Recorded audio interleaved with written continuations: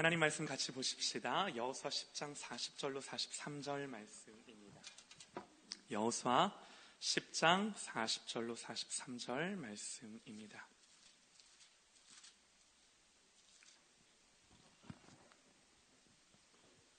우리 여호수아 10장 40절로 43절 말씀입니다.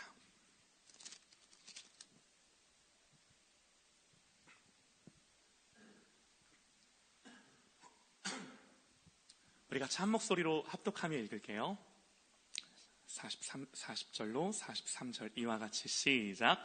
이와 같이 여호수아가 그 온 땅 곧 산지와 네겝과 평지와 경사지와 그 모든 왕을 쳐서 하나도 남기지 아니하고 호흡이 있는 모든 자는 다 진멸하여 바쳤으니 이스라엘의 하나님 여호와께서 명령하신 것과 같았더라. 여호수아가 또 가데스 바네아에서 가사까지와 온 고센 땅을 기브온에 이르기까지 치매 이스라엘의 하나님 여호와께서 이스라엘을 위하여 싸우셨으므로 여호수아가 이 모든 왕들과 그들의 땅을 단번에 빼앗으니라. 여호수아가 온 이스라엘과 더불어 길갈 진영으로 돌아왔더라. 아멘. 아멘.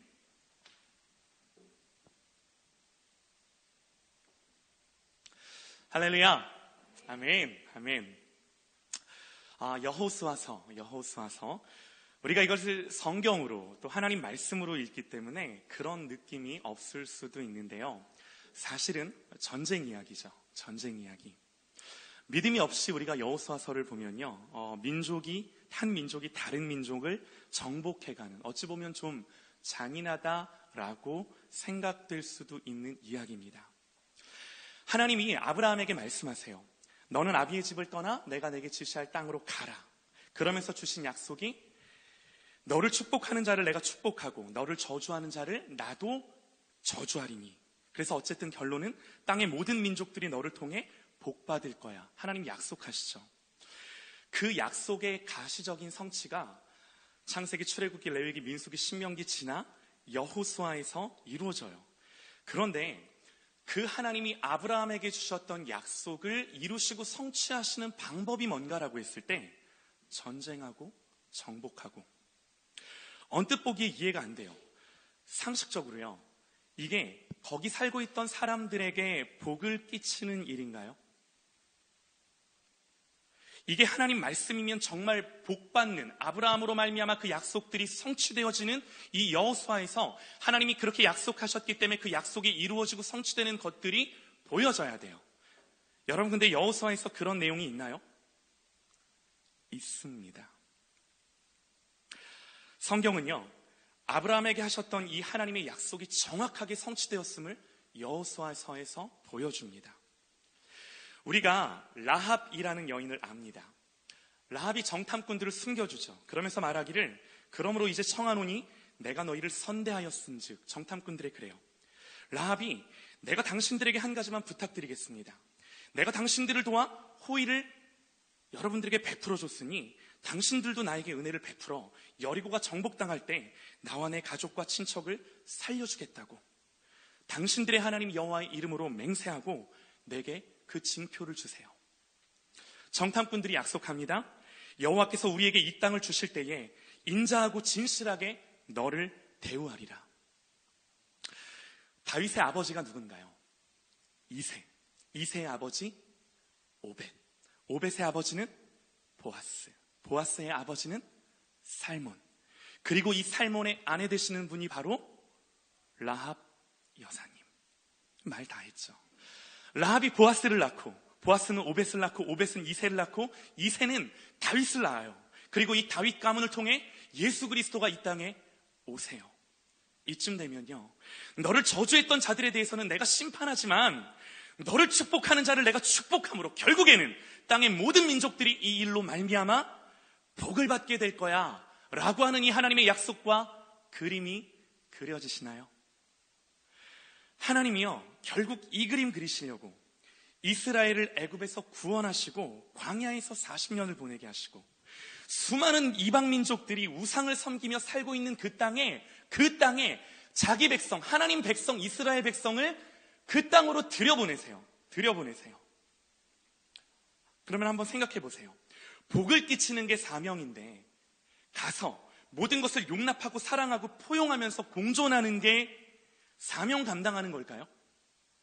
싸움이 없이, 전쟁이 없이, 어떻게 우상을 제거하고 가나안을 따르지 않고 가나안을 거스르며 믿음을 지키고 자기만 그렇게 사는 것이 아니라 그들을 변화시키며 그들에게 하나님의 복음을 증거하는 삶을 전쟁이 없이 싸움이 없이 어떻게 살아갈 수 있나요? 예수님 말씀하세요. 누구든지 사람 앞에서 나를 시인하면 나도 하늘에 계신 내 아버지 앞에서 그를 시인할 것이요, 누구든지 사람 앞에서 나를 부인하면 나도 하늘에 계신 내 아버지 앞에서 그를 부인하리라. 그러면서 말씀하시기를 내가 세상에 화평을 주러 온 줄로 생각지 말라. 화평이 아니요 검을 주러 왔노라. 주님을 시인하고 증거하고, 다시 말해 예수님의 제자로 살아가는 그에게 주님이 손에 쥐어주신 것이 뭔가? 검을 쥐어주셨어요. 우리가 성경 많이 읽으니까 성경의 내용을 우리 머릿속에 한번 떠올려 보십시다. 가나안을 정복하는 이스라엘, 이들의 출발은요, 출애굽이죠. 출애굽. 이스라엘 백성이 출애굽하는 결정적인 계기가 된 사건이 뭔가요? 유월절 사건, 유월절. 이 사건에 대해서는요, 말씀 안 드려도 너무들 잘 아세요. 어린 양의 피를 문에 발라 죽음의 심판이 넘어갑니다. 이것은요, 모형과 예표입니다.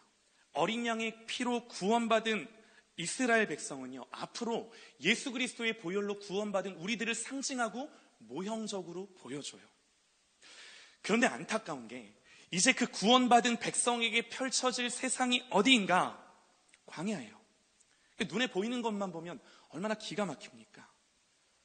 430년 애굽의 노예, 이제 드디어 때가 되어 하나님이 그들을 종되었던 그 집에서 이끌어내어서 자유를 얻게 하셨는데, 자유를 얻자마자 시작된 그들의 삶이 어디예요? 광야예요.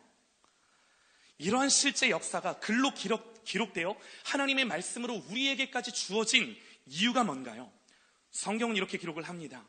그들에게 일어난 일은 본보기가 되고 또한 마지막 때를 만난 우리를 깨우치기 위하여 기록되었나니, 이 이스라엘의 역사가 기록되어 하나님의 말씀으로 우리에게 주신 이유가 이것들이 본보기가 되고 거울이 되어 우리를 비추어 우리를 깨닫게 하고 이 모습을 통해 우리를 교훈하시기 위해 하나님이 기록하셨다라고 말씀한다라는 거죠.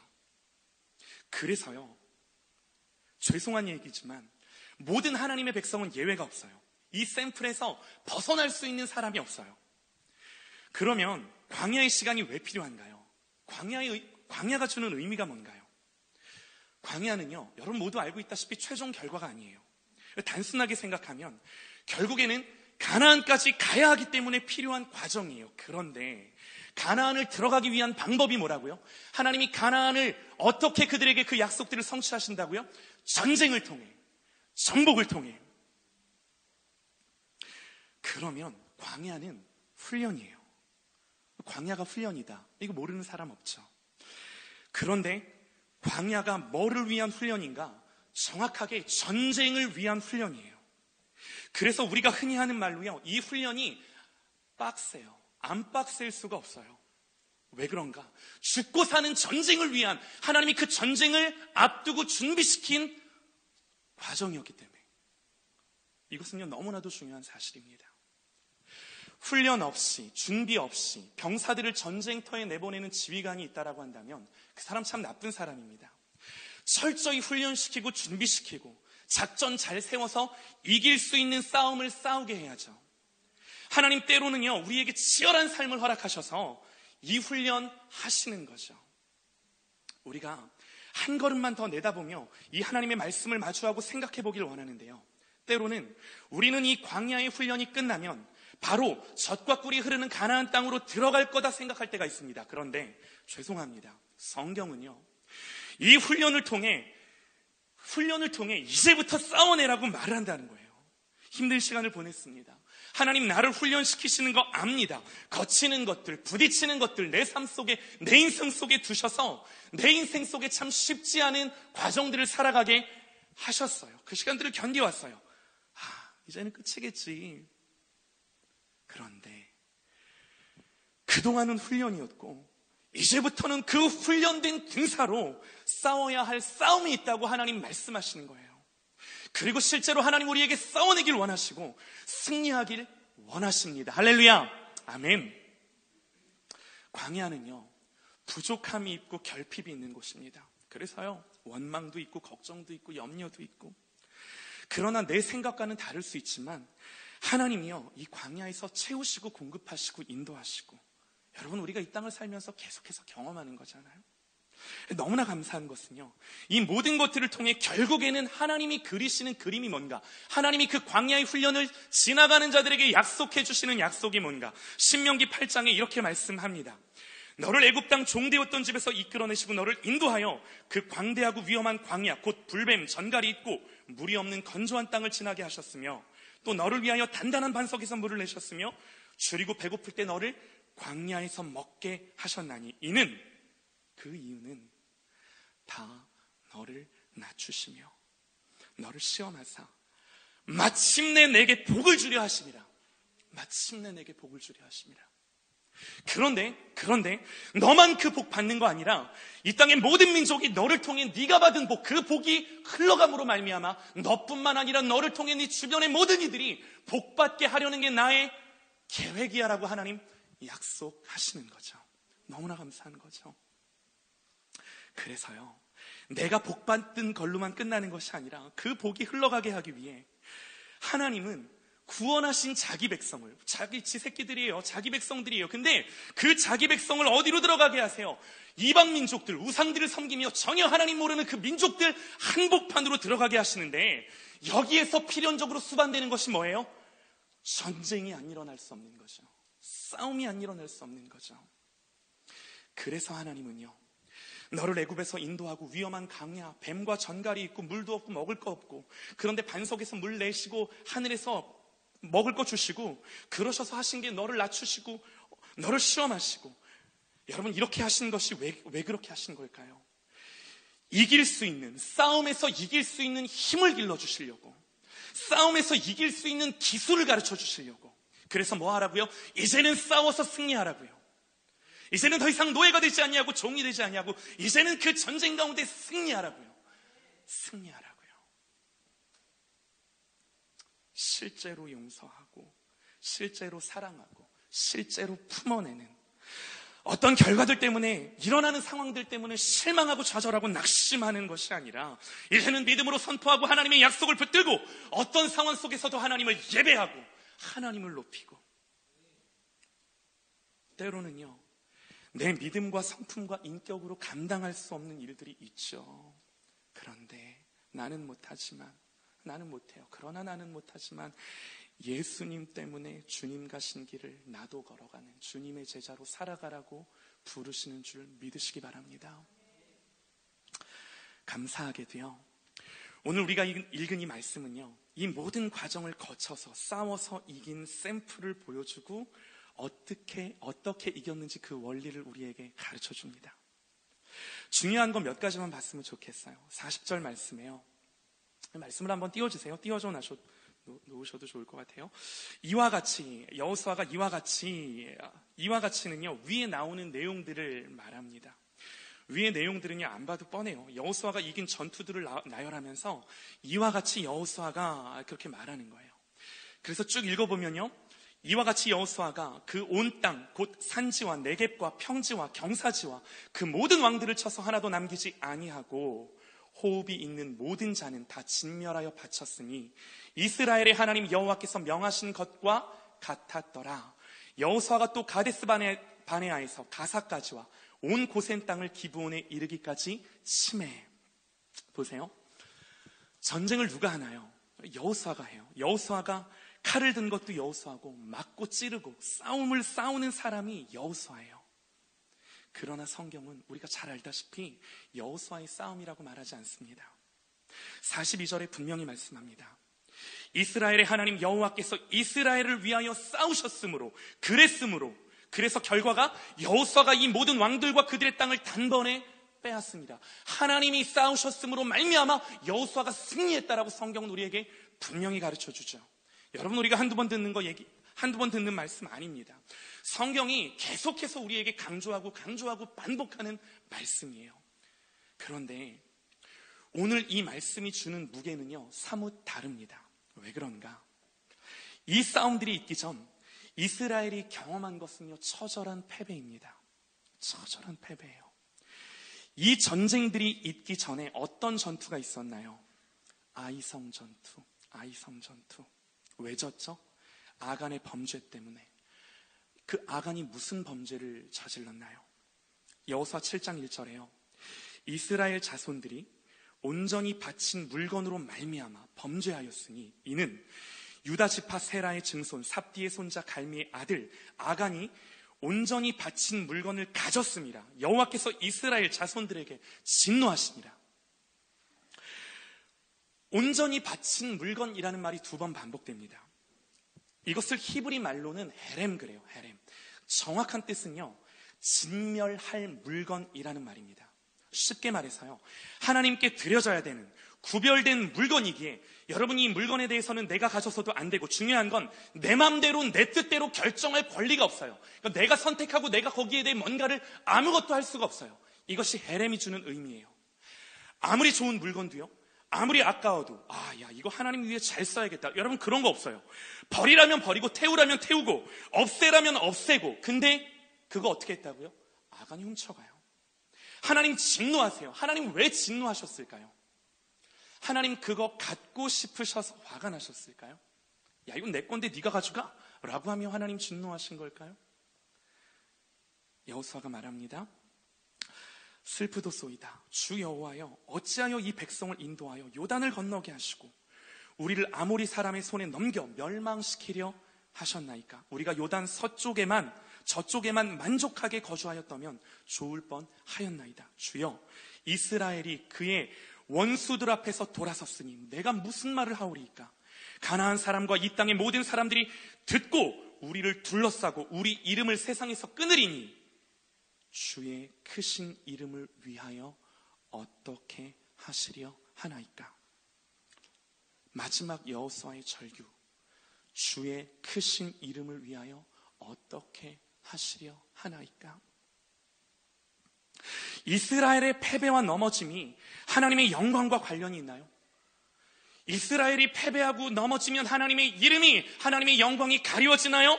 가리워집니다. 하나님은 사실은요, 이스라엘이 잘하든 못하든 하나님의 영광과 무슨 관련이 있나요? 그러나 성경이 우리에게 가르쳐주는 진리는 이스라엘이 잘하고 못하고 그들이 흥하고 패하고를 따라 하나님의 영광과 동일시하며 그들 가운데 하나님을 투영해내시고 그들을 통해 그것들을 증거하기를 원하세요. 이게 너무나도 놀라운 우리에게 주신 지위죠. 하나님은 이스라엘에게 그러한 지위와 특권을 부여하시고 이스라엘의 넘어짐과 이스라엘의 이 실족함을, 자기의 영광이 이 땅에 떨어지는 것과 비하여 그것들을 우리에게 말씀하세요. 여호수아가 그렇게 하나님께 고백하죠. 하나님 여호수아에게 대답하십니다. 이스라엘이 범죄하여 내가 그들에게 명령한 나의 언약을 어겼으며 또한 그들이 온전히 바친 물건을 가져가고 도둑질하여 속이고 그것을 그들의 물건들 가운데 두었느니라. 그러므로 이스라엘 자손들이 그들의 원수 앞에서 능히 맞서지 못하고 그 앞에서 돌아섰나니 이는 중요합니다. 그들도 온전히 바친 것이 됨이라. 이게 무슨 말인가? 하나님이 이렇게 말씀하시는 거예요. 그러므로 야 니들 내 거 가져갔어. 그러므로 이스라엘 자손들이 그들의 원수 앞에서 능히 맞서지 못하고 그 앞에서 돌아설 수밖에 없는데 왜 그래? 그 이유는 그들이 누구입니까? 이스라엘 백성들입니다. 그들도 온전히 바친 것이 됨이라. 누구에게? 하나님에게. 그들이 바치는 것만 하나님께 바쳐지는 물건이 아니라 더 중요한 게 뭔 줄 알아? 이스라엘 백성이 내게 바쳐진 사람들이야. 그들이 내 거야. 그들이 내 거야. 하나님께 드려져야 될 물건이 있는데 그거 하나님께 안 드려서 하나님 욕심나서 그러시는 거 아니죠. 하나님은 헤렘을 통한 하나님께 온전히 바쳐진 물건이라는 뜻을 갖고 있는 그 헤렘을 통한 그 구별됨을 자기 백성의 구별됨의 표징으로 삼으시고 그것들을 통해 자기 백성이 온전히, 다시 말해 이스라엘 백성들이 헤렘을 통해 하나님께 구별하여 드림으로 말미암아 그들의 그런 구별됨, 거룩함을 통해 이들은 내 백성이야 라고 하는 것들을 삼으시기를 원하시는데 이스라엘 백성이 거기에서 넘어지고 실패하고 엎드려지고 하나님 계속해서 말씀하세요. 곧 온전히 바친 물건을 너희 중에 멸하지 아니하면 내가 다시는 너희와 함께 있지 아니하리라. 너는 일어나서 백성을 거룩하게 하여 이르기를 너희는 내일을 위하여 스스로 거룩하게 하라. 스스로 거룩하게 하라. 이스라엘의 하나님 여호와의 말씀에 이스라엘아, 너희 가운데 온전히 바친 물건이 있나니 너희가 그 온전히 바친 물건을 너희 가운데서 제하기까지는, 그거 해결될 때까지는 내 원수들 앞에 능히 맞서지 못하리라. 성경은요, 이스라엘이 싸움을 잘 못해서 내지는 작전을 잘 못 짜서 졌다라고 말하지 않습니다. 광야에서 40년을 그토록 혹독하게 훈련받은 게 이거예요. 우리가 이 말씀을 보면서 안타까운 게 뭔가요? 전쟁이 있다라는 게 슬픈 거 아니죠. 전쟁에서 진다는 건 역시 그것 자체가 슬픈 거 아니죠. 하나님의 백성이 구별됨, 곧 거룩함을 잃어버리고 두려움과 어두움과 뒤로 물러섬 가운데 그들의 삶 속에, 내 삶 속에 하나님의 영광이 보이지 않을 때, 하나님이 분명히 자녀됨의 권세로 십자가의 보혈로 우리를 구원하여 하나님의 자녀 삼으셨음에도 불구하고 그 자녀됨의 권세로 살아가지 못하는 우리들을 바라볼 때 이게 너무나도 안타까운 거죠. 그런데 여러분, 너무나 감사한 건요, 우리 알아요. 당연히 여기서 스토리가 끝나지 않아요. 여호수아가 묻습니다. 주의 크신 이름을 위하여 어떻게 하시려 하나이까? 하나님의 영광을 위하여 어떻게 하려 하나이까? 하나님의 영광을 위하여 내 인생을, 하나님의 영광을 위하여 이 민족을, 하나님의 영광을 위하여 우리 미디어를 하나님은 어떻게 하시려나이까? 아무리 절망적인 상황이어도요, 넘어지고 실패했다 할지라도요, 하나님의 자녀는, 이건 우리 때문이 아니에요. 하나님의 자녀는 하나님의 영광을 위하여 반드시 회복시키시고 돌이키시는 것을 저 여러분이 믿으실 수 있기를 소망합니다. 아멘. 어떻게 해요? 하나님 어떻게 돌이키실까요? 구별됨을 통해 다시금 거룩함을 회복함으로 말미암아. 성경이 주는 메시지는 이거 외에 없습니다. 오늘 말씀 다시 한 번 더 볼게요. 40절에요. 제가 한번 읽겠습니다. 이와 같이 여호수아가 그 온 땅, 곧 산지와 네겝과 평지와 경사지와 그 모든 왕을 쳐서 하나도 남기지 아니하고 호흡이 있는 자는 다 진멸하여 바쳤으니 이스라엘의 하나님 여호와께서 명령하신 것과 같았더라. 다 진멸하여 바쳤으니, 성경이 뭐 말해주고 싶나요? 뭐가 회복되나요? 헤렘이 회복돼요. 구별됨과 거룩함으로 상징되는 이 헤렘이 회복돼요. 마땅히 하나님 건 줄 알아요. 내 마음과 내 뜻대로 할 수 없는 것들에 대해서 자각하고 내가 주인이 아닌 줄을 알고 거기서 돌이키고 회복하고 하나님 거로 인정하고 사는 것. 그래서 성경이 뭐라고 말한다고요? 이스라엘의 하나님 여호와께서 명령하신 것과 같았더라. 결론이 뭔가요? 42절. 이스라엘의 하나님 여호와께서 이스라엘을 위하여 싸우셨으므로 여호수아가 이 모든 왕들과 그들의 땅을 단번에 빼앗습니다. 사랑하는 여러분, 우리의 인생이 승리하는 인생이 되는 건요, 다른 길 없어요. 내가 못해요. 하나님 하셔야 돼요. 내가 싸우는 거 아니에요. 하나님 싸우셔야 돼요. 그래서 말씀하세요. 너희는 스스로 거룩하게 하라.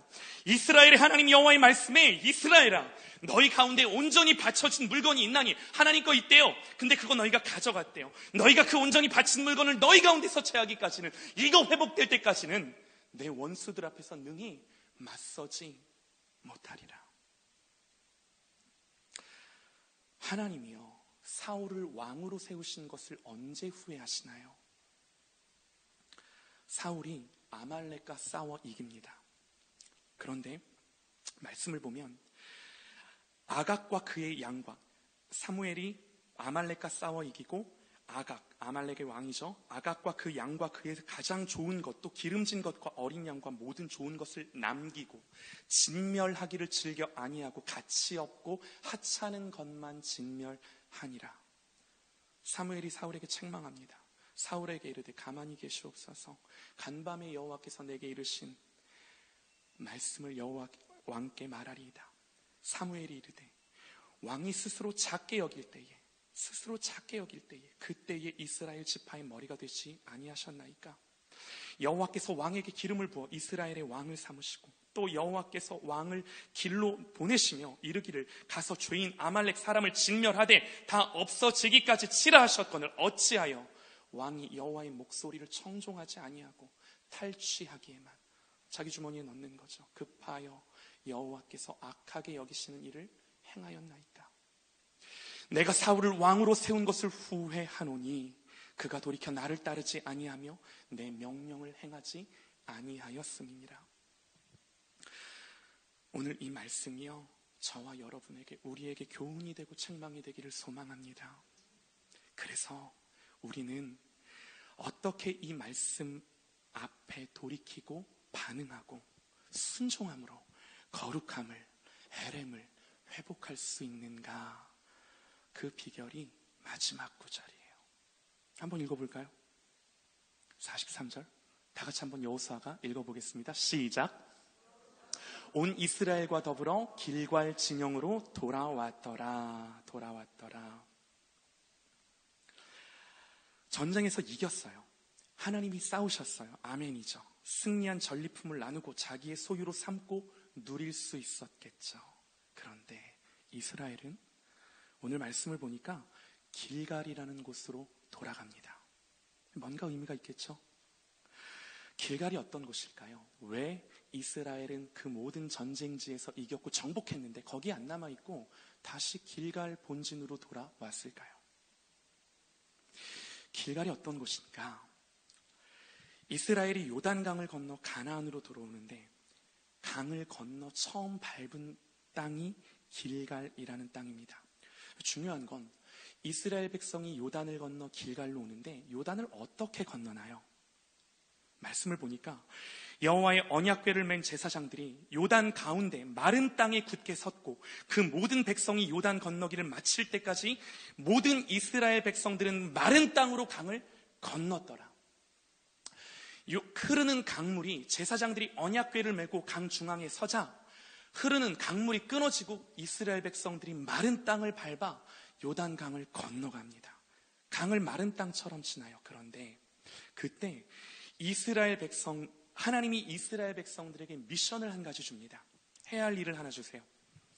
요단 가운데 제사장들의 발이 굳게 선 그곳에서 돌 12를 취하여 그것을 가져다가 오늘 밤 너희가 유숙할 그곳에 두라. 그곳이 길갈입니다. 다시 말해 강바닥에 있는 돌들, 니들 그거 가지고 나와. 니들 강 헤엄쳐서, 내지는 배 타고 건넌 거 아니지. 흐르는 강이 끊어져. 그 강을 마른 땅처럼 지나갔지. 그러니까 니들 그 강 건널 때 강바닥에 있던 돌들 그거 가지고 나와. 여호수아가 이스라엘 백성들에게 이르되 요단 가운데로 들어가 너희 하나님 여호와의 궤 앞으로 가서 이스라엘 자손들의 지파수대로 각기 돌 한 개씩 가져다가 어깨에 매라. 강을 마른 땅처럼 걸어가면서 바닥에 있는 돌들 그거 어깨에 메고 오는 거예요. 그리고 그 돌들을 어디에 세웁니까? 길갈에 그 돌들을 세워둡니다.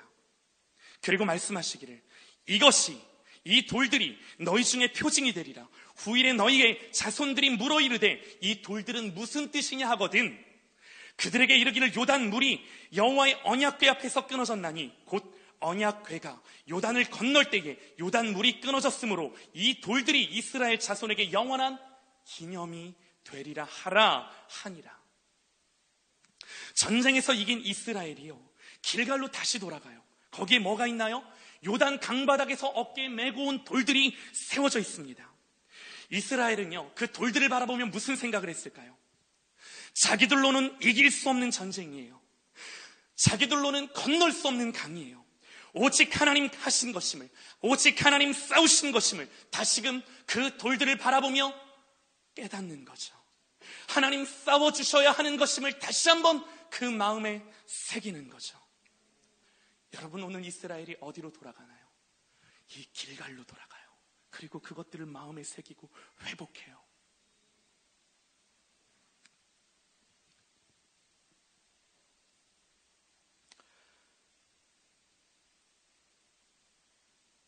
저와 여러분이요 이 길갈로 돌이키기를 소망합니다. 그래서 깨닫고 결단하고 하나님이 싸우시는 인생 되기 위해 세상과 다른 방법, 세상과 다른 가치, 하나님이 말씀하신 것들을 무조건 순종하고 반응할 수 있는 이 순종과 경외함이 저와 여러분의 삶 가운데 회복될 수 있는 은혜가 있기를 간절히 소망합니다. 여러분, 이때 한 가지 팁이 있어요. 제가 이 말씀만 드리고 마치겠습니다. 우리가 은혜 받은 자로 산다는 게 뭘까? 제가 이 말씀 보면서요, 은혜 받은 자로 산다는 게 뭘까? 라는 하나님 마음 주신 게 있는데, 길갈에서 강 바닥에 있는 돌들을 가지고 나와 세워둡니다. 근데 이게 일종의 기념비잖아요. 기념비. 어떤 돌이 더 잘 보이는 돌일까요? 다른 건 몰라도요, 일단 돌이 커야 돼요. 그런데 이 돌들을 어떻게 가지고 오나요? 어깨에 메고. 무겁습니다. 힘듭니다. 그런데 여러분, 이스라엘 백성들 중 누가 그 은혜를 가장 오래 깊이 새기고 기억났을까요? 무거운 돌 메고 온 사람, 무거운 돌 메고 끙끙대며 세워놨던 그 사람이, 와, 내가 그때 이거 강바닥에 있는 돌 그거 이거 이러면서 그 마음에 아로새겨지는 거죠. 무거우면 무거웠던 만큼 잘 기억될 겁니다. 오늘 이스라엘은요, 이 자리로 돌아와 하나님이 싸우셨음을 기억하며 그들의 믿음과 신앙을 새롭게 합니다. 사랑하는 여러분, 우리의 인생은 하나님이 싸워주셔야만 합니다. 하나님이 해주셔야만 되는 인생이에요. 그게 아니면요, 소망이 없습니다. 하나님은요, 구별됨을 우리의 완전함이 아니에요. 단지 구별됨을, 하나님 앞에 순종함을 거룩하다 말씀하시며 우리에게 하나님을 향하여 세상과 다름을 요구하십니다. 우리의 전쟁의 방법이 뭐예요? 다른 거 아니에요. 하나님 앞에서 예배하고 기도하고 하나님의 백성으로 구별됨을 가지고 이 땅을 살아가는 것이 우리가 싸워내는 방법인 줄 믿으시기 바랍니다. 하나님은 그것만 요구하십니다. 그래서 우리의 인생이, 우리가 일하는 이 미디어의 영역이 이 구별됨을 통해, 이 거룩함을 통해, 오직 이 거룩함을 통해 하나님이 싸워주시는, 하나님이 하시는 그러한 저와 여러분의 인생, 그러한 이 미디어의 영역, 그러한 우리의 모든 일들, 인생들이 되어지기를 간절히 소망합니다. 다 같이 기도하시겠습니다.